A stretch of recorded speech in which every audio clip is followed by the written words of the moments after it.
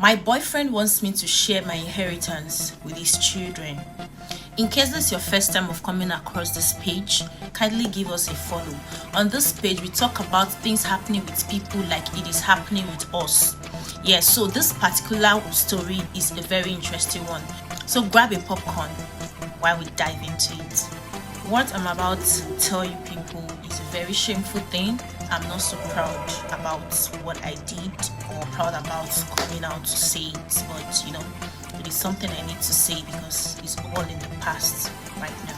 I had my child when I was in the university, and I can't really say who the father of my child is because we went for a party and we all got drunk, and then we just had fling, like we all together made out, and after then I discovered that I was pregnant. So I can't really point out who the father of my child is, and when my parents found out, they got so angry with me and I was thrown out. With sympathy, my grandfather took me in. Because my grandfather took me in, he had issues with my parents, which eventually made my parents to stop visiting my grandfather.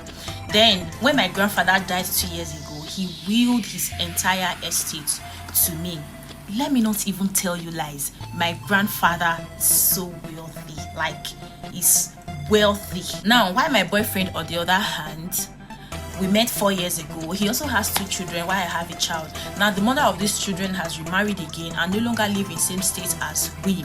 Now, my boyfriend is the one in custody of the children, and the ex-wife only pays for child support. Now, she doesn't even care how these children are faring, what the children are going through. All she just does is, at the end of the month, send in the money. Since last year, we've been living together in the apartment that my late grandparents left with me, like me, my child, himself, and his children. Then the expenses, we split it 50-50. He pays 50, I pay 50. We got engaged last 2 months. But then since past 2 weeks now, I've been having little quarrel with my boyfriend. What actually caused the quarrel is this. My child said she needs a pony for her birthday. Pony is this little horse.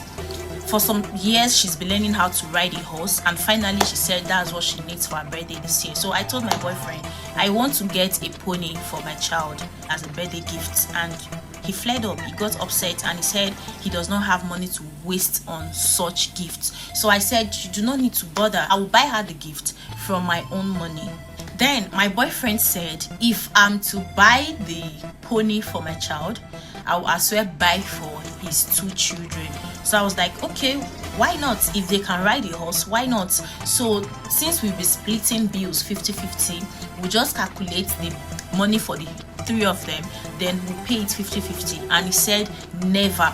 Since I have decided to use my personal money to get a gift for my child, that I should also use my personal money for the 3. And he said, never. He cannot use his money to buy such useless thing. I was like, okay, to you it is meaningless, it is useless, but to me and to my child it is useful. It is what she's been learning for years, and it is what I know that she can actually ride.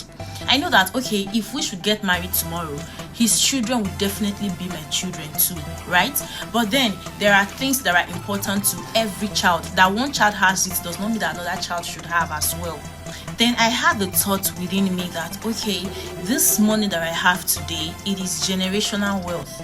Like, that is how white people see it to be. Since that wealth was transferred to me by my own grandfather, I need to transfer the same wealth to my descendants, because it is now generational wealth, because it is not wealth that I made on my own. So I need to pass on the wealth to my child.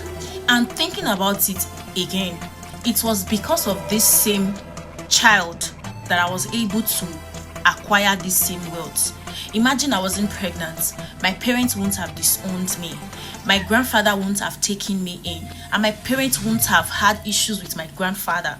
I don't know if you understand what I'm trying to say. So technically speaking, this same wealth belonged to just this same child, and my grandfather loves my child so dearly.